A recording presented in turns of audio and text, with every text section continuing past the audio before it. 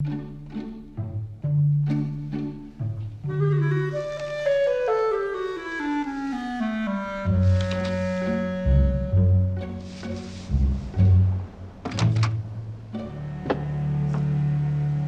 can take you now, Lieutenant.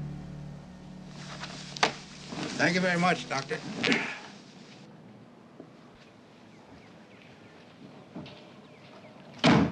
Couch, Lieutenant. New patients generally decide the first time whether they want to lie there or sit here. Which do you prefer? Excuse me, sir? To discuss your problem. You said you wanted to see me. Oh, that'll be about my report, Dr. Hammer. It's nothing personal. My report on the drowning. Accidental drownings, they want a whole life history. Falling down the stairs, you wouldn't believe the reports they want for falling down the stairs. I guess it's for statistics. So, I think I'll take the chair. I see. Well, in that case, I've had a busy morning and rather a sleepless night thinking about Louise, so if you won't mind, I'm just gonna stretch out here for a few minutes. Not at all, sir. Go right ahead. Oh, I'm gonna miss her. I think I know exactly what you mean, sir. Well, thank you for being understanding, Lieutenant. Doctor, you said that Mrs. Barsini first came here because of her husband. Ex-husband. Was there anything else, sir? Well, I suppose with Louise gone, these things can be discussed. She complained of terrifying dreams, nightmares. I'm afraid I forget the details.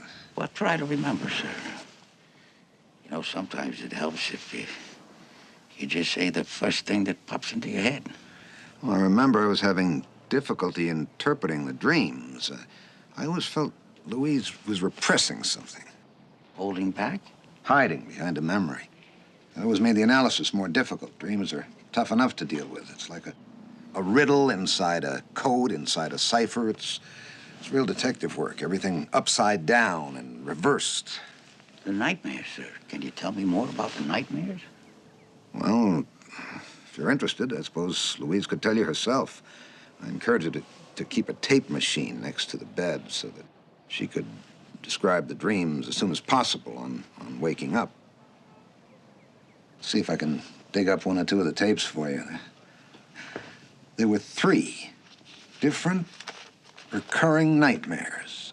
Oddly enough, each one began with a knock on the door in the middle of the night. That place, that bar where she lived with Barsini. Something terrible must have happened there. Whatever it was, she couldn't talk about. Did you say a bar, sir? Yeah, but I don't remember the name of the place. Could that have been Vito's bar? Oh, that's right. Vito's bar. Doctor, you've done very well. A genuine Barsini. A masterpiece, Lieutenant. That's what a friend does. In the old days, when he was living here, he was unknown, a suffering artist. And that's when he was living with Louise. Now he comes back, and look what he does. I'm gonna show you. For me. Well, that certainly is a Barsini, sir.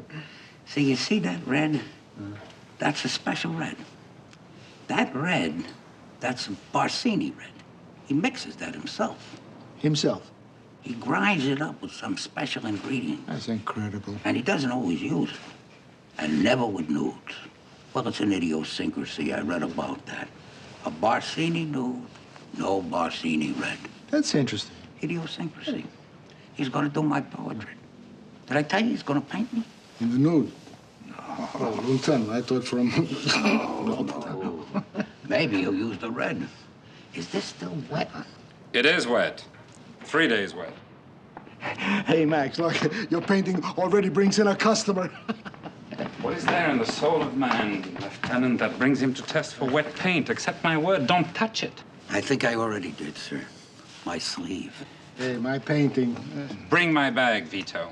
I'll repair it in my studio. I'm sorry, sir. Don't say another word.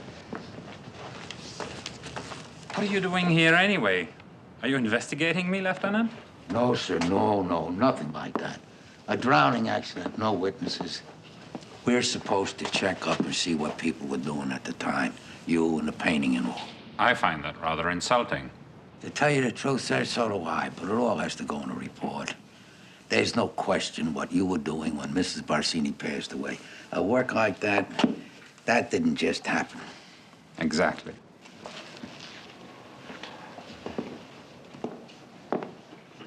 Oh, Mr. Barsini, Dr. Hammer, he was telling me about your wife's nightmares.